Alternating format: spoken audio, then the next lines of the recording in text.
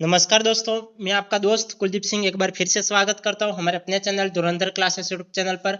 जैसा कि दोस्तों हमारी चर्चा चल रही थी एंडोक्राइन सिस्टम के ऊपर और हम एंडोक्राइन सिस्टम से रिलेटेड काफी सारे क्वेश्चन हम कर चुके हैं। आज की क्लास में उससे आगे के क्वेश्चन करेंगे, तो क्लास में एंड तक बने रहिए। हम क्लास को बिना देरी किए शुरू करते हैं और ये क्लास एंडोक्राइन सिस्टम के बारे में लास्ट क्लास रहेगी और फिर कल से हम नया टॉपिक शुरू करेंगे। तो देखिए, हम आज के क्वेश्चन को देखते हैं। यहाँ पे हमें क्वेश्चन दे रखा है कि सूखे के प्रति सहनशील पौधे सूखे की परिस्थितियों में किस पादप हार्मोन का संश्लेषण करते हैं।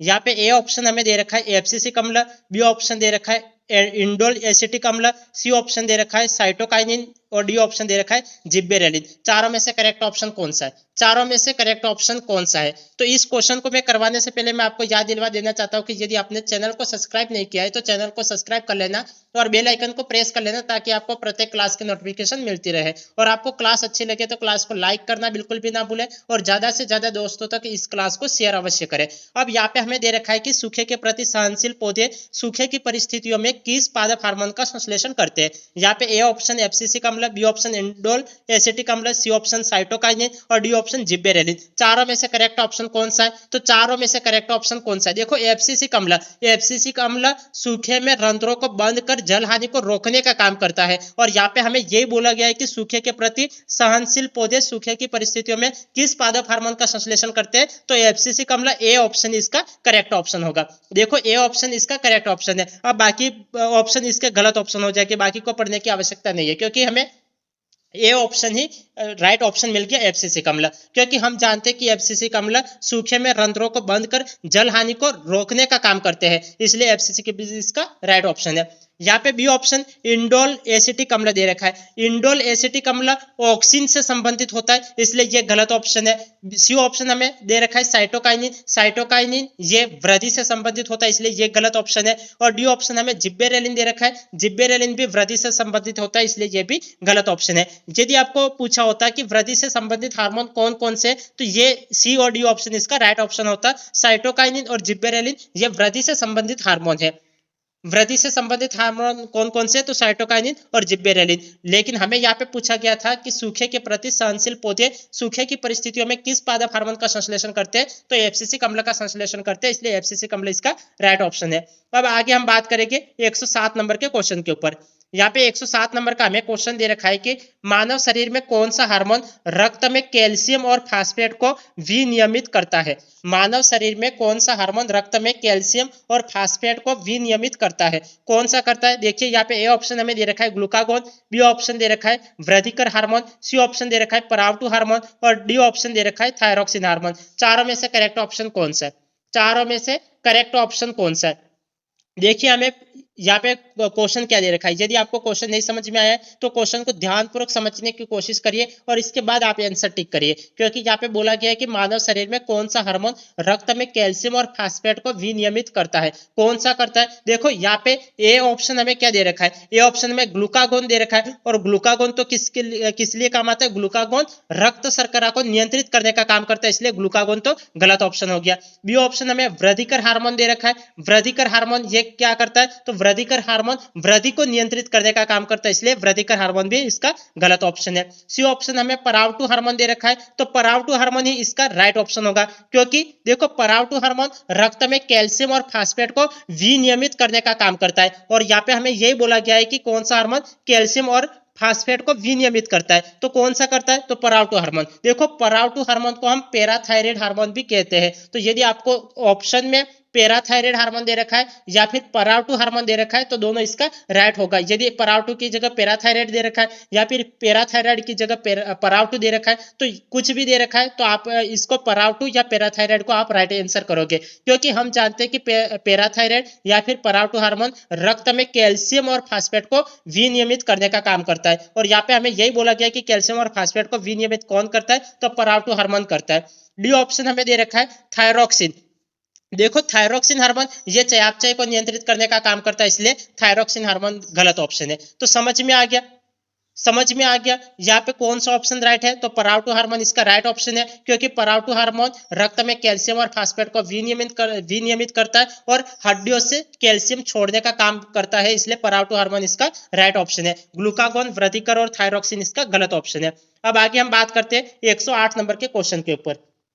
यहाँ पे 108 नंबर का हमें क्वेश्चन दे रखा है, इस क्वेश्चन को ध्यानपूर्वक समझिए। यहाँ पे हमें क्वेश्चन दे रखा है कि गाय और भैंस के थनों से दूध उतारने के लिए कौन से हार्मोन की सुई लगाई जाती है। गाय और भैंस के थनों से दूध उतारने के लिए कौन से हार्मोन की सुई लगाई जाती है। यहाँ पे ए ऑप्शन हमें दे रखा है सोमेटोट्रोपिन, बी ऑप्शन दे रखा है इंसुलिन, सी ऑप्शन दे रखा है ऑक्सीटोसिन और डी ऑप्शन दे रखा है इंटरफेरॉन। चारों में से करेक्ट ऑप्शन कौन सा है।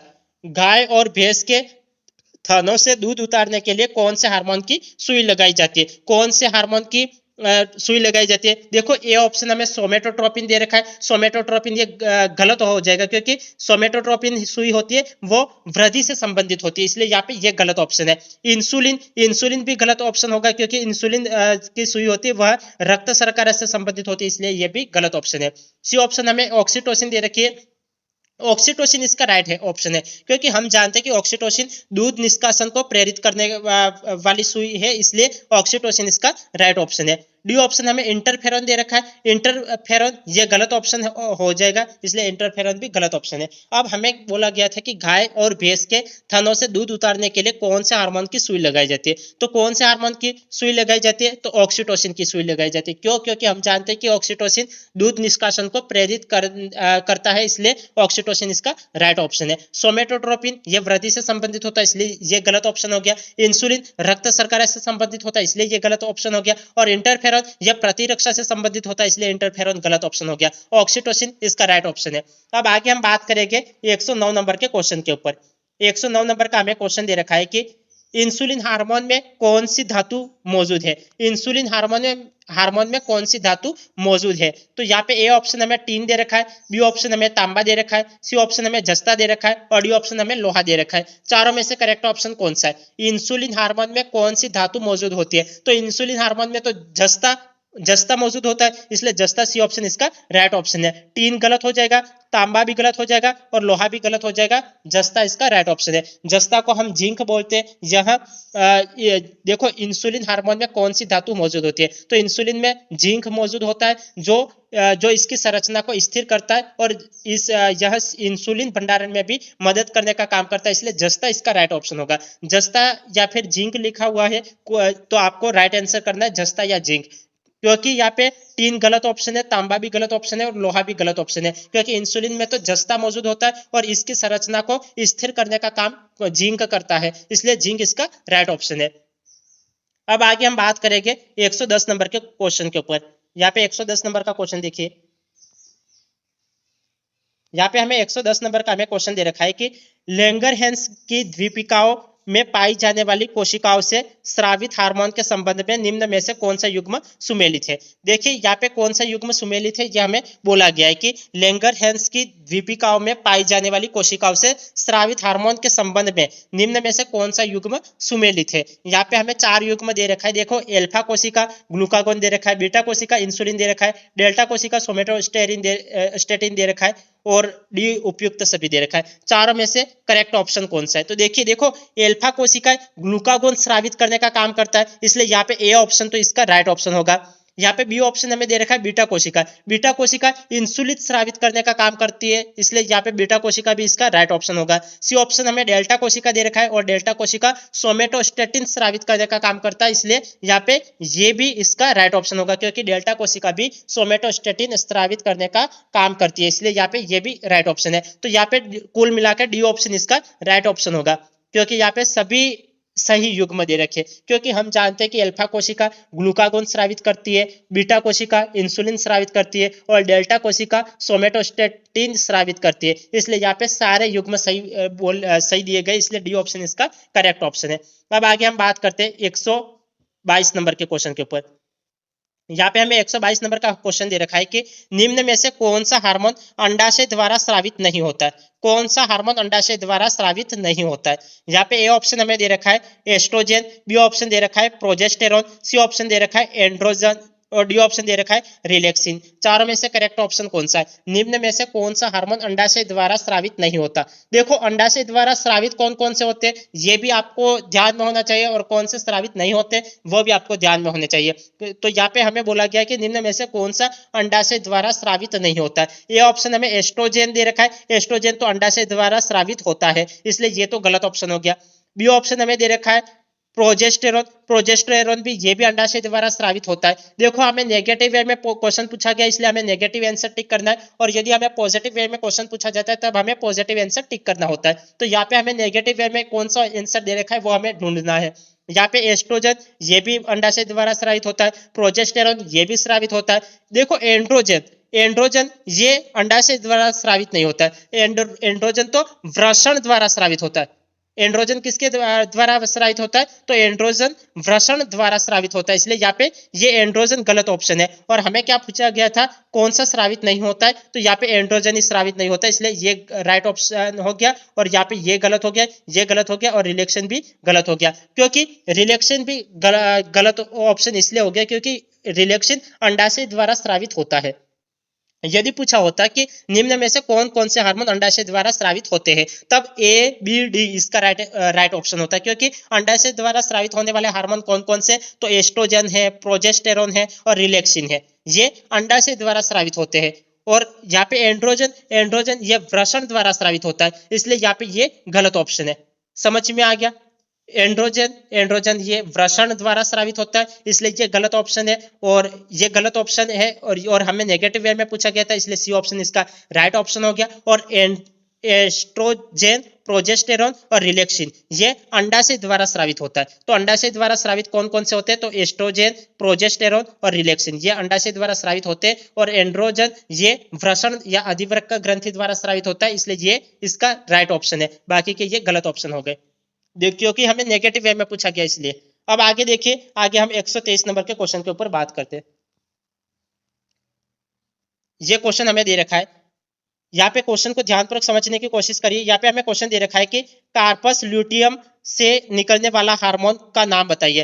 कार्पस ल्यूटियम से निकलने वाले हार्मोन का नाम बताइए। यहाँ पे ए ऑप्शन हमें दे रखा है एंड्रोजन, बी ऑप्शन हमें दे रखा है प्रोजेस्टेरोन, सी ऑप्शन दे रखा है एस्ट्रोजन और डी ऑप्शन दे रखा है टेस्टोस्टेरोन। चारों में से करेक्ट ऑप्शन कौन सा है? चारों में से करेक्ट ऑप्शन की हमें पहचान करनी है कि कौन सा इसका राइट ऑप्शन है। यहाँ पे हमें क्वेश्चन पूछा गया है, यदि आपको क्वेश्चन नहीं समझ में आया तो क्वेश्चन को एक बार फिर से ध्यानपूर्वक समझ लीजिए। क्वेश्चन हमें क्या पूछा गया है? हमें क्वेश्चन दे रखा है कि कार्पस ल्यूटियम से निकलने वाले हार्मोन का नाम है। यहाँ पे ए ऑप्शन हमें एंड्रोजन दे रखा है, बी ऑप्शन हमें प्रोजेस्टेरोन दे रखा है, सी ऑप्शन हमें एस्ट्रोजन दे रखा है और डी ऑप्शन हमें टेस्टोस्टेरोन दे रखा है। तो चारों में से करेक्ट ऑप्शन कौन सा है? तो चारों में से करेक्ट ऑप्शन है प्रोजेस्टेरोन, क्योंकि हम जानते हैं कि कार्पस ल्यूटियम प्रोजेस्टेरोन स्रावित करता है जो गर्भावस्था को बनाए रखने में सहायक होता है, इसलिए प्रोजेस्टेरोन इसका राइट ऑप्शन है। और हमें क्या पूछा गया था? हमें यह पूछा गया था कि कार्पस ल्यूटियम से निकलने वाला हार्मोन का नाम है, क्या है? तो प्रोजेस्टेरोन, क्योंकि कार्पस ल्यूटियम प्रोजेस्टेरोन स्रावित करने का काम करता है और यह गर्भावस्था को बनाए रखता है, इसलिए प्रोजेस्टेरोन इसका राइट ऑप्शन है। यहाँ पे ये ऑप्शन हमें एंड्रोजन दे रखा है, एंड्रोजन की व्याख्या में अभी कर चुका हूं, क्योंकि एंड्रोजन किससे संबंधित होता है? तो एंड्रोजन ये वृषण से स्रावित होते हैं, इसलिए एंड्रोजन इसका गलत ऑप्शन है। यहाँ पे एस्ट्रोजन, एस्ट्रोजन ये भी गलत ऑप्शन होगा, क्योंकि एस्ट्रोजन अंडाशय से स्रावित होता है, इसलिए एस्ट्रोजन गलत ऑप्शन है। डी ऑप्शन हमें टेस्टोस्टेरोन दे रखा है, टेस्टोस्टेरोन वृषण से स्रावित होता है, इसलिए ये भी गलत ऑप्शन है। यदि आपको पूछा होता कि निम्न में से वृषण से स्रावित हार्मोन कौन कौन से, तो एंड्रोजन और टेस्टोस्टेरोन इसका राइट ऑप्शन होता है, क्योंकि एंड्रोजन और टेस्टोस्टेरोन ये वृषण से स्रावित होते हैं। और एस्ट्रोजन, एस्ट्रोजन ये अंडाशय से स्रावित होता है। और यहाँ पे बोला गया था कि कार्पस ल्यूटियम से निकलने वाला हार्मोन कौन सा है? तो एस्ट्रोजन है, क्योंकि एस्ट्रोजन देखो नहीं प्रोजेस्टेरोन, क्योंकि कार्पस ल्यूटियम प्रोजेस्टेरोन से स्रावित होता है, इसलिए प्रोजेस्टेरोन इसका राइट ऑप्शन है। समझ में आ गया होगा?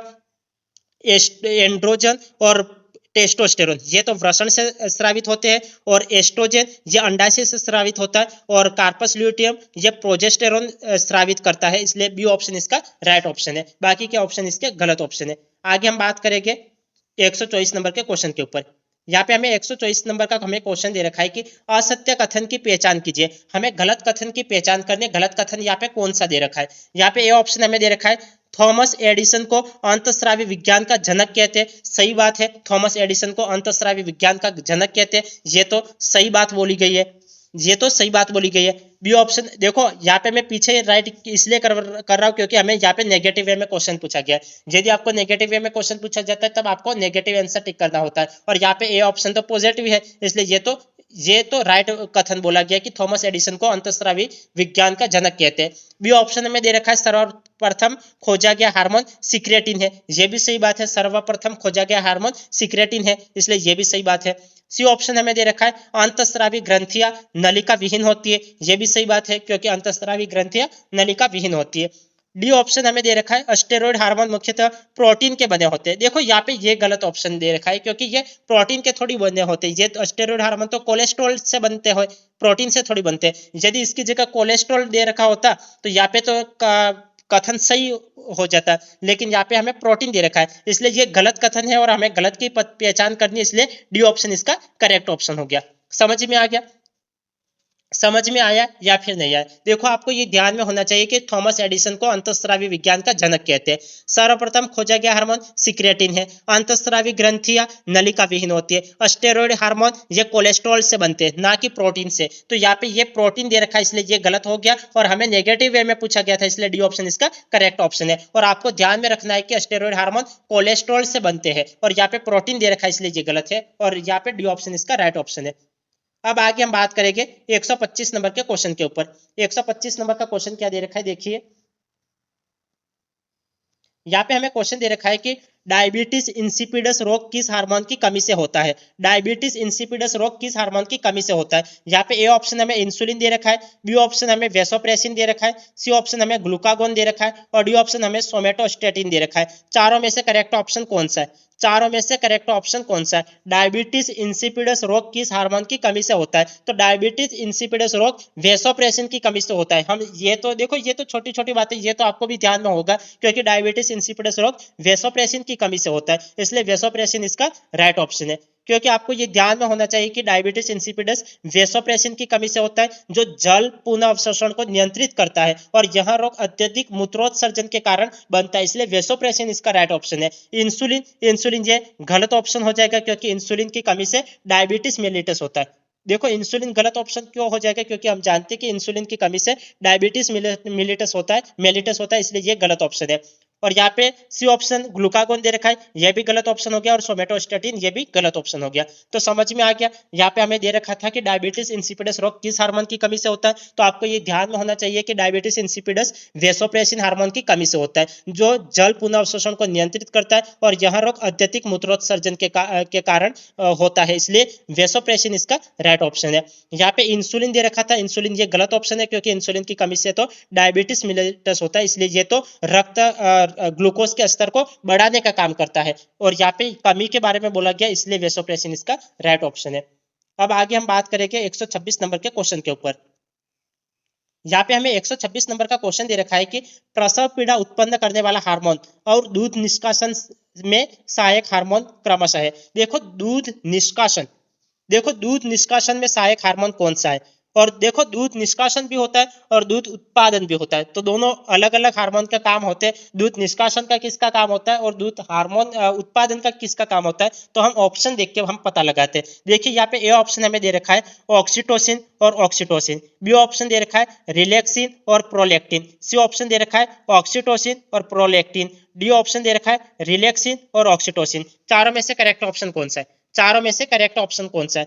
प्रसव पीड़ा उत्पन्न करने वाला हार्मोन। देखो प्रसव पीड़ा उत्पन्न करने वाला हार्मोन कौन सा होता है, तो ऑक्सीटोसिन होता है। तो ऑक्सीटोसिन कहाँ दे रखा है, ये हमें ए ऑप्शन में दे रखा है, हमें क्रमशः आंसर देना है, क्रमशः मतलब क्रम से। तो पहले ऑक्सीटोसिन कहाँ दे रखा है, ये ए ऑप्शन में भी दे रखा है और यहाँ पे सी ऑप्शन में भी दे रखा है, तो ए या सी दोनों में से कोई एक राइट ऑप्शन हो जाएगा। रिलैक्सिन ये गलत ऑप्शन हो गया, ये भी रिलैक्सिन दे रखा है, ये गलत ऑप्शन हो गया क्योंकि हमें क्रम से आंसर देना है। तो प्रसव पीड़ा उत्पन्न करने वाला हार्मोन कौन सा है, तो प्रसव पीड़ा उत्पन्न करने वाला हार्मोन ये ऑक्सीटोसिन है क्योंकि ऑक्सीटोसिन प्रसव पीड़ा उत्पन्न करता है। और यहाँ पे दूसरा हमें पूछा गया कि दूध निष्कासन में सहायक हार्मोन कौन सा है। तो दूध निष्कासन में सहायक हार्मोन कौन सा होता है, तो ऑक्सीटोसिन हार्मोन ही दूध निष्कासन में सहायक हार्मोन होता है। इसलिए ऑक्सीटोसिन कहाँ दे रखा है, यहाँ पे ए में ऑक्सीटोसिन दे रखा है और यहाँ पे सी में प्रोलैक्टिन दे रखा है। तो प्रोलैक्टिन वाला ये गलत ऑप्शन हो गया और ए ऑप्शन इसका राइट ऑप्शन हो गया। तो आपको ये ध्यान में होना चाहिए कि ऑक्सीटोसिन प्रसव पीड़ा उत्पन्न करता है और दूध निष्कासन में भी ये ऑक्सीटोसिन हार्मोन ही सहायक होता है। इसलिए ऑक्सीटोसिन हार्मोन इसका राइट ऑप्शन है।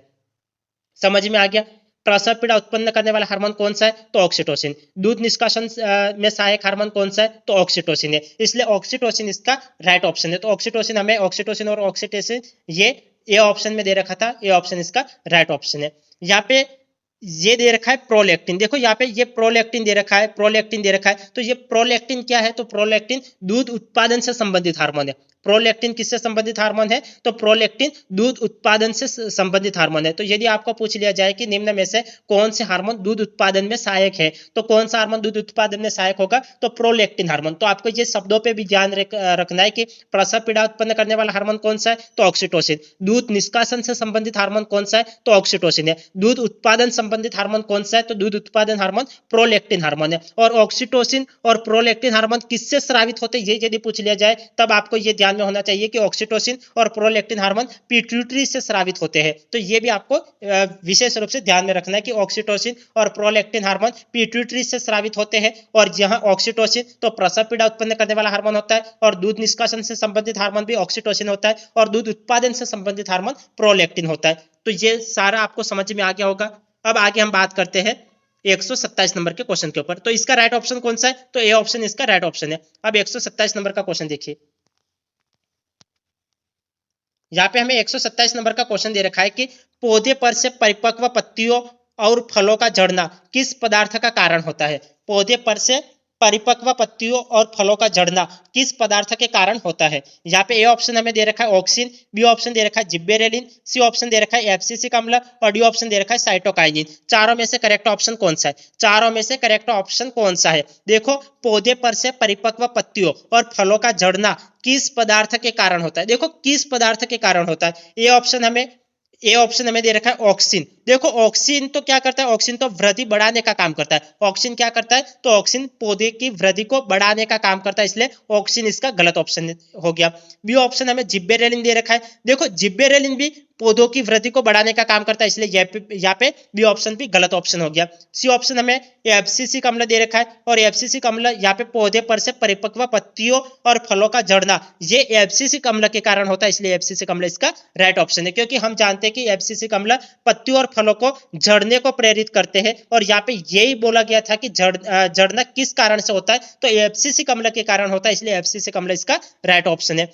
यहाँ पे डी ऑप्शन हमें दे रखा है साइटोकाइनिन। साइटोकाइनिन पौधे को वृद्ध होने से रोकने का काम करता है, इसलिए वृद्धावस्था रोकने का काम कौन करता है, तो साइटोकाइनिन करता है, इसलिए यहाँ पे ये भी गलत ऑप्शन हो गया। तो कौन कौन सा राइट ऑप्शन है, तो एब्सिसिक अम्ल इसका राइट ऑप्शन है। क्योंकि हम जानते हैं कि एब्सिसिक अम्ल पत्तियों और फलों को झड़ने को प्रेरित करता है और यहाँ पे यही पूछा गया था कि पत्तियों और फलों का झड़ना किस पदार्थ के कारण होता है, तो एब्सिसिक अम्ल के कारण होता है। ऑक्सिन वृद्धि को बढ़ाने का काम करता है। जिब्बेरेलिन ये भी वृद्धि को बढ़ाने का काम करता है। यदि आपको पूछ लिया जाता है कि पौधे की वृद्धि को बढ़ाने का काम कौन करता है, तो ऑक्सिन और जिब्बेरेलिन करता है। एब्सिसिक अम्ल तो ये फलों और पत्तियों के झड़ना किस कारण होता है, तो एब्सिसिक अम्ल के कारण होता है। साइटोकाइनिन वृद्धावस्था रोकने का काम करता है, इसलिए साइटोकाइनिन गलत ऑप्शन है। तो यहाँ पे राइट ऑप्शन कौन सा है, तो एब्सिसिक अम्ल इसका राइट ऑप्शन है। आगे हम बात करते हैं 128 नंबर के क्वेश्चन के ऊपर। यहाँ पे ये देखिए, यहाँ पे 128 नंबर का हमें क्वेश्चन दे रखा है कि किस ग्रंथि के हार्मोन को जीवन रक्षक हार्मोन भी कहते हैं। किस ग्रंथि के हार्मोन को जीवन रक्षक हार्मोन भी कहते हैं। यहाँ पे ए ऑप्शन हमें दे रखा है एड्रिनल ग्रंथि, बी ऑप्शन दे रखा है पीयूष ग्रंथि, सी ऑप्शन दे रखा है एड्रिनलिन ग्रंथि और डी ऑप्शन दे रखा है थायराइड ग्रंथि। चारों में से करेक्ट ऑप्शन कौन सा है, किस ग्रंथि के हार्मोन को जीवन रक्षक हार्मोन कहते हैं, तो एड्रिनल ग्रंथि को ही जीवन रक्षक हार्मोन कहते हैं। क्योंकि हम जानते हैं कि एड्रिनल ग्रंथि का हार्मोन जो कोर्टिसोल होता है, यह कोर्टिसोल जीवन रक्षक कहलाता है, इसलिए इसका कौन सा ऑप्शन राइट है, एड्रिनल ग्रंथि इसका राइट ऑप्शन है। एड्रिनल ग्रंथि इसका राइट ऑप्शन है। तो समझ में आ गया होगा, पीयूष ग्रंथि गलत ऑप्शन है, एड्रिनलिन ये भी गलत ऑप्शन है और थायरोक्सिन थायराइड ये भी गलत ऑप्शन है। हमें पूछा गया था कि किस ग्रंथि के हार्मोन को जीवन रक्षक हार्मोन भी कहते हैं। तो किस ग्रंथि के हार्मोन को जीवन रक्षक हार्मोन कहते हैं? तो एड्रिनल ग्रंथि के हार्मोन को जीवन रक्षक हार्मोन कहते हैं। क्यों? क्योंकि एड्रिनल ग्रंथि का जो हार्मोन होता है कोर्टिसोल, यह कोर्टिसोल जीवन रक्षक कहलाता है, इसलिए यहाँ पे एड्रिनल ग्रंथि इसका राइट ऑप्शन होगा। यहाँ तनाव और मेटाबॉलिज्म को नियंत्रित करता है, इसलिए एड्रिनल ग्रंथि इसका राइट ऑप्शन है। बाकी के जो बी सी डी ऑप्शन दे रखे ये गलत ऑप्शन है। एड्रिनल ग्रंथि करेक्ट है ऑप्शन। अब आगे हम बात करते हैं 129 नंबर के क्वेश्चन के ऊपर। ये देखिए यहाँ पे 129 नंबर का हमें क्वेश्चन दे रखा है।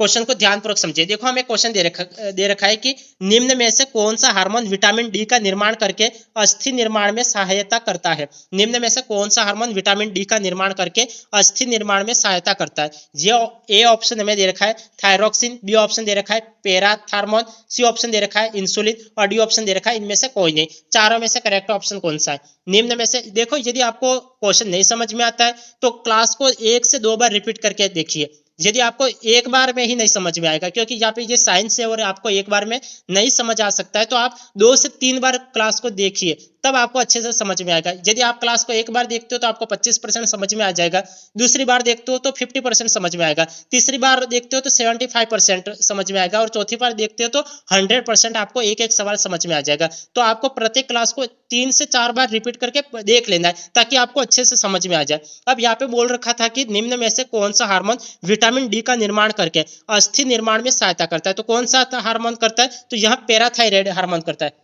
कौन सा करता है? पैराथार्मोन करता है। तो यहाँ पे ये पैराथायरमोन ये बी ऑप्शन में दे रखा है, बी ऑप्शन इसका राइट ऑप्शन हो गया। यहाँ पे थायरोक्सिन ये गलत ऑप्शन है। थायरोक्सिन क्या करता है? थायरोक्सिन चयापचय को नियंत्रित करने का काम करता है, इसलिए थायरोक्सिन ये गलत ऑप्शन है। पैराथार्मोन ये राइट ऑप्शन हो गया, क्योंकि पैराथार्मोन विटामिन डी सक्रियण को प्रेरित कर अस्थि निर्माण में सहायता करता है, इसलिए पैराथार्मोन इसका राइट ऑप्शन है। क्योंकि यहाँ पे हमें यही बोला गया था कि कौन सा हार्मोन विटामिन डी का निर्माण करके अस्थि निर्माण में सहायता करता है, तो हम जानते हैं कि पैराथार्मोन विटामिन डी के सक्रियण को प्रेरित करके अस्थि निर्माण में सहायता करता है, इसलिए पैराथार्मोन इसका राइट ऑप्शन हो गया। थायरोक्सिन ये गलत ऑप्शन हो गया, क्योंकि थायरोक्सिन चयापचय को नियंत्रित करने का काम करता है। इंसुलिन ये भी गलत ऑप्शन हो जाएगा, क्योंकि इंसुलिन रक्त शर्करा को नियंत्रित करने का काम करता है। यदि पूछा होता कि रक्त शर्करा को नियंत्रित कौन करता है, तो इंसुलिन करता है। और चयापचय को कौन नियंत्रित करता है, तो यह थायरोक्सिन करता है। और यहाँ पे बोला गया था कि कौन सा हार्मोन विटामिन डी का निर्माण करके अस्थि निर्माण में सहायता करता है, तो पैराथार्मोन करता है, इसलिए बी ऑप्शन इसका राइट ऑप्शन है। बाकी के ऑप्शन इसके गलत ऑप्शन है। अब आगे हम बात करते हैं 130 नंबर के क्वेश्चन के ऊपर। यहाँ पे हमें 130 नंबर का क्वेश्चन दे रखा है कि थाइमस ग्रंथि के बारे में असत्य कथन की पहचान कीजिए। हमें गलत कथन कौन सा दे रखा है यह हमें देखना है। यहाँ पे हमें दे रखा है ए ऑप्शन। देखिए यहाँ पे ए ऑप्शन दे रखा है कि इस ग्रंथि को प्रतिरक्षा का प्रमुख अंग माना जाता है। देखो थाइमस ग्रंथि को प्रतिरक्षा का प्रमुख अंग माना जाता है, सही बात बोली गई है। और हमें नेगेटिव वे में क्वेश्चन पूछा गया, इसलिए हमें नेगेटिव आंसर टिक करना है। यदि पॉजिटिव पूछा होता तब हम पॉजिटिव आंसर टिक करते हैं, लेकिन नेगेटिव पूछा हुआ है इसलिए हमें नेगेटिव आंसर टिक करना है। यहाँ पे बी ऑप्शन हमें दे रखा है कि यहाँ टी लिम्फोसाइटस का प्रशिक्षण केंद्र है, सही बात है। थाइमस ग्रंथि वह टी लिम्फोसाइट का प्रशिक्षण केंद्र है, यह भी सही बात बोली गई है। यहाँ पे डी ऑप्शन दे रखा है कि सी ऑप्शन दे रखा है कि मानव में यौनावस्था के पश्चात इसके आकार में लगातार वृद्धि होती है। देखो मानव में यौनावस्था के पश्चात मतलब बात की जा रही है, इसके आकार में वृद्धि होती है। देखो आकार में वृद्धि थोड़ी होती है, देखो ये तो और भी सिकुड़ती जाती है। देख जैसे यौनावस्था के पश्चात, तो यौनावस्था के पश्चात तो यह सिकुड़ती जाएगी, वृद्धि थोड़ी होगी। तो यहाँ पे ये गलत बोला गया और यहाँ में असत्य कथन की पहचान की करनी थी, इसलिए सी ऑप्शन इसका राइट ऑप्शन है। डी ऑप्शन दे रखा है कि इस ग्रंथि द्वारा स्रावित हार्मोन थाइमोसिन है, सही बात है। थाइमस ग्रंथि द्वारा स्रावित हार्मोन थाइमोसिन है, इसलिए ये भी सही बात बोली गई। तो हमें ये पूछा गया था कि कौन सा असत्य है, तो हमें नेगेटिव वे में पूछा गया था, इसलिए हमने नेगेटिव आंसर टिक किया। यदि पॉजिटिव वे में पूछा होता तब हम ए बी डी ये आंसर टिक करते, लेकिन नेगेटिव वे में पूछा गया था, इसलिए सी ऑप्शन इसका राइट ऑप्शन है। क्योंकि यहाँ पे बोला गया कि थाइमस ग्रंथि के बारे में असत्य कथन कौन सा है, तो हम जानते हैं कि देखो थाइमस ग्रंथि के बारे में मानव में यौनावस्था के पश्चात इसके इसका जो आकार है वह सिकुड़ते जाता है। थाइमस ग्रंथि का आकार क्या होता है? सिकुड़ता जाता है, ना कि लगातार वृद्धि होती है। तो लगातार वृद्धि थोड़ी होती है, तो यहाँ पे लगातार वृद्धि दे रखा था, इसलिए ये गलत हो गया।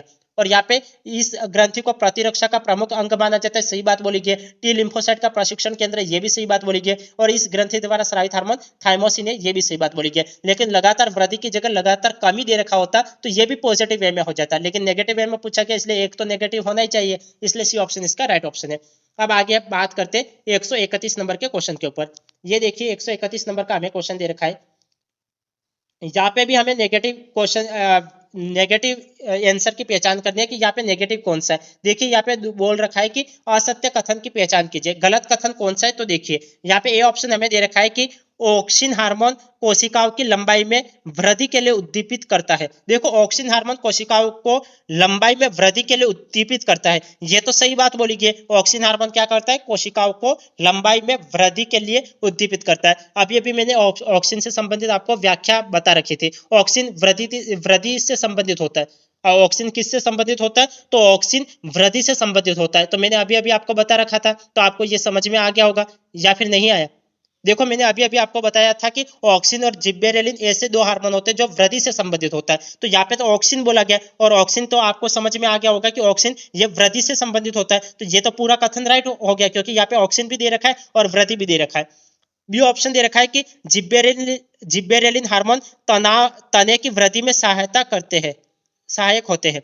जिब्बेरेलिन हार्मोन तने की वृद्धि में सहायक होते हैं, तो ये भी सही बात है। देखो ऑक्सिन और जिब्बेरेलिन ये दोनों वृद्धि में सहायता करते हैं। तो यहाँ पे ये जिब्बेरेलिन हार्मोन दे रखा है और यहाँ पे ये वृद्धि दे रखा है। तो यदि आप एक का सीक्वेंस से क्लास को देख रहे हो और आप क्लास को बिना आगे बढ़ाए देख रहे हो, तब तो आपको प्रत्येक क्वेश्चन अच्छे से समझ में आएगा, क्योंकि मैं प्रत्येक क्वेश्चन में चार चार ऑप्शन दे रखे हैं और चारों ऑप्शन की मैं व्याख्या कर रहा हूँ, ताकि आपको अच्छे से किसी भी तरीके से आपको एग्जाम में प्रश्न मिल जाए तो आपको ये समझ में आना चाहिए कि प्रश्न क्या बोल रहा है और हमें कौन सा आंसर टिक करना है।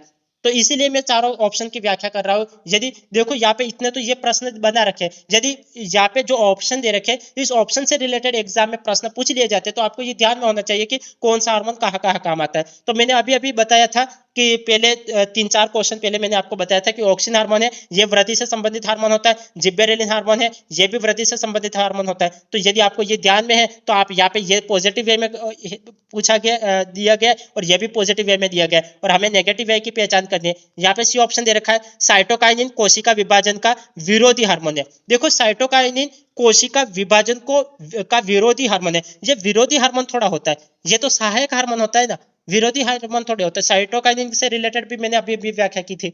साइटोकाइनिन ये कोशिका विभाजन को प्रेरित करता है, ये विरोध थोड़ी करता है। तो यहाँ पे ये गलत दे रखा है और हमें गलत की पहचान करनी थी, इसलिए सी ऑप्शन इसका राइट ऑप्शन है। क्योंकि साइटोकाइनिन की व्याख्या भी मैं पहले कर चुका हूँ, ऑक्सिन की व्याख्या भी मैं पहले कर चुका हूँ, और जिब्बेरेलिन की व्याख्या भी मैं आपको पहले कर चुका हूँ। तो यदि देखो इस टॉपिक से रिलेटेड, एंडोक्राइन सिस्टम से रिलेटेड 6 से 7 क्लासें हो चुकी है। यदि आपने पिछली क्लासों को नहीं देखा है तो आप पिछली क्लासों को ध्यानपूर्वक देख ले, इसके बाद इस क्लास को देखें, क्योंकि आप जब तक सीक्वेंस से क्लासों को नहीं देखोगे तब तक आपको ये समझ में नहीं आएगा कि क्वेश्चन क्या बोल रहा है और हमें आंसर क्या टिक करना है, क्योंकि मैं कई व्याख्या पहले भी कर चुका होता हूँ। तो यहाँ पे दे रखा है कि ऑक्सिन हार्मोन ये वृद्धि से संबंधित होता है, सही बात बोली गई। जिब्बेरेलिन वृद्धि से संबंधित होता है, ये भी सही बात बोली गई। साइटोकाइनिन से संबंधित भी मैंने व्याख्या करी थी। एब्सिसिक अम्ल से संबंधित भी मैंने व्याख्या करी थी। यहाँ पे साइटोकाइनिन कोशिका विभाजन को प्रेरित करता है, ना कि विरोध करता है। तो यदि यहाँ पे प्रेरित करता है ये दे रखा होता तो पॉजिटिव वे में आंसर हो जाता, लेकिन यहाँ पे विरोध कर रहा है तो ये नेगेटिव है। और हमें क्या बोला गया, असत्य कथन की पहचान करनी थी, इसलिए सी ऑप्शन इसका राइट ऑप्शन है। डी ऑप्शन हमें दे रखा है एब्सिसिक अम्ल वृद्धि का संदमन करने वाला हार्मोन है, सही बात है। एब्सिसिक अम्ल वृद्धि का संदमन करने वाला हार्मोन है। तो यहाँ पे ये भी पॉजिटिव वे में आंसर दे रखा है, तो हमें तो नेगेटिव की पहचान करनी थी, इसलिए डी ऑप्शन सी ऑप्शन इसका राइट ऑप्शन है। आगे हम बात करेंगे 132 नंबर के क्वेश्चन के ऊपर।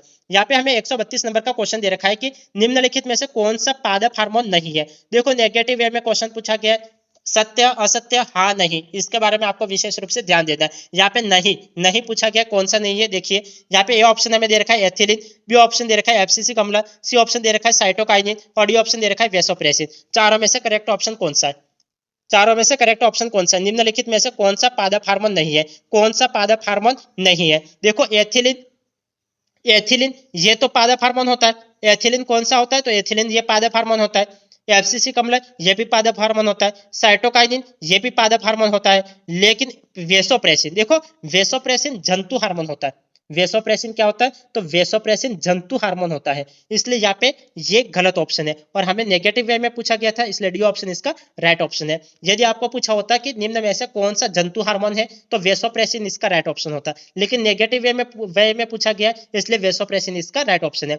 देखो यहाँ पे ए ऑप्शन हमें एथिलीन दे रखा है, बी ऑप्शन एफसीसी कमला दे रखा है और सी ऑप्शन हमें साइटोकाइनिन दे रखा है। तो हम जानते हैं कि एथिलीन, एफसीसी कमला और साइटोकाइनिन पादप हार्मोन होते हैं जो पौधों की वृद्धि, परिपक्वता और विकास प्रक्रिया के लिए ये सहायक होते हैं, इसलिए यहाँ पे एथिलीन, एफसीसी कमला और साइटोकाइनिन ये तो पादप हार्मोन है और वेसोप्रेसिन ये जंतु हार्मोन है। तो आपको ये ध्यान में होना चाहिए पादप हार्मोन कौन कौन से हैं और जंतु हार्मोन कौन कौन से। समझ में आ गया होगा। अब आगे हम बात करते हैं 133 नंबर के क्वेश्चन के ऊपर।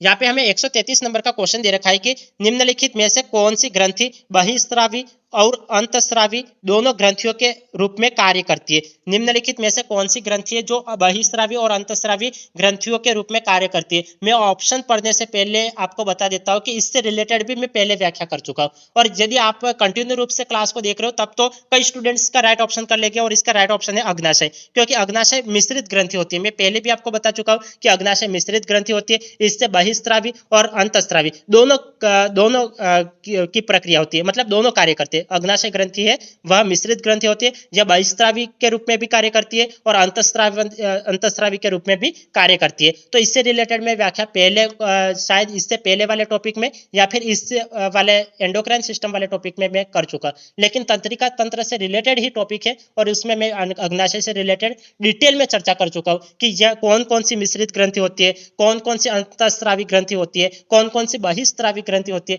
तो ये सब मैं आपको बता चुका हूँ। यदि आप एक कंटिन्यू रूप से और सीक्वेंस से क्लासों को देख रहे हो तब तो आपको ये समझ में आ जाएगा और आप ये डिफरेंस भी कर पाओगे कि कौन कौन सी अंतस्रावी ग्रंथि होती है, कौन कौन सी बहिस्रावी ग्रंथि होती है और कौन कौन सी मिश्रित ग्रंथि होती है। और मैंने आपको कुछ एग्जाम्पल भी बताए थे मिश्रित ग्रंथि क्या होती है, कौन सी होती है। तो मिश्रित ग्रंथि का तो एक ही एग्जाम्पल है अग्नाशय, और बहिस्रावी ग्रंथि कौन कौन सी होती है और अंतस्रावी ग्रंथि कौन कौन सी होती है, तो ये मैं आपको बता चुका हूँ। तो मिश्रित ग्रंथि कौन सी है जो बहिस्रावी और अंतस्रावी दोनों का कार्य करती है, तो अग्नाशय है, इसलिए ए ऑप्शन इसका राइट ऑप्शन है। थायराइड ग्रंथि ये गलत ऑप्शन हो जाएगा क्योंकि थायराइड अंतस्रावी होती है, और वृषण भी ये अंतस्रावी ग्रंथि होती है। नहीं, वृषण तो बहिस्रावी होता है। नहीं, वृषण देखो, वृषण ये कौन सी होते हैं, तो वृषण ये भी अंतस्रावी होती है, और अधिवृक्क ग्रंथि ये भी अंतस्रावी होती है। तो यहाँ पे ये अंतस्रावी के उदाहरण दे रखे और अग्नाशय ये मिश्रित ग्रंथि के उदाहरण दे रखे। तो मिश्रित ग्रंथियों के रूप में कौन कार्य करता है, तो अग्नाशय कार्य करता है, और थायराइड ग्रंथि, वृषण और अधिवृक्क ग्रंथि ये गलत ऑप्शन है और ये ऑप्शन इसका राइट ऑप्शन है। और इसी के साथ हमारा ये टॉपिक एंड होता है एंडोक्राइन सिस्टम का, और कल हम नया टॉपिक उठाएंगे। तो आपको क्लास अच्छी लगे तो क्लास को लाइक करना बिल्कुल भी ना भूले और सब्सक्राइब करना बिल्कुल भी ना भूले, और ज्यादा से ज्यादा दोस्तों तक इस क्लास को शेयर अवश्य करें। आज की क्लास को यही एंड कर लेते हैं, फिर मिलते हैं अगली क्लास में। तब तक के लिए आपका दिन शुभ रहे। धन्यवाद।